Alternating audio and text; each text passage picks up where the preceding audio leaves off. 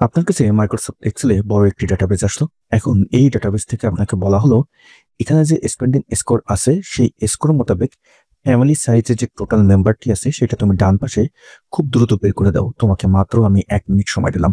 এক্ষেত্রে আপনি খুব চিন্তায় পড়ে যেতে পারেন, বাট আপনার কিন্তু 1 মিনিট সময়ও লাগবে না। কিভাবে এটা করবেন? প্রথমে ডাটা সেটটা ফুল কন্ট্রোল এ দিয়ে সিলেক্ট করবেন।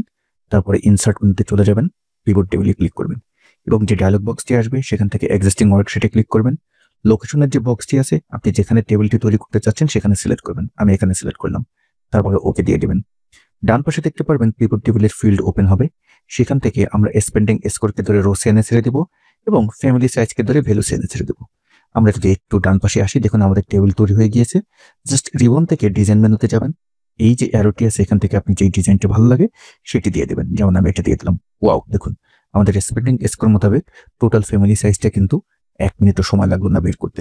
পিভট টেবিল একটি মজার টুল। পিভট টেবিল দিয়ে আমরা ডাটা অ্যানালাইসিস খুব সহজেই করতে পারি। তো আপনারা যারা পিভট টেবিলের বেসিক থেকে অ্যাডভান্স লেভেল পর্যন্ত শিখতে চান এবং অনেক সময়ের যে কাজগুলো আছে সেগুলো আপনি অল্প সময়ের ভিতরে শেষ করতে চান, তাহলে আমাদের মাইক্রোসফট এক্সেল যে অ্যাডভান্স কোর্সটি আছে সেখানে অ্যাডমিশন নিতে পারেন। আমাদের অ্যাডভান্স কোর্সের ভর্তি লিঙ্কটি দেওয়া থাকবে এই ভিডিওর ডেসক্রিপশন বক্সে।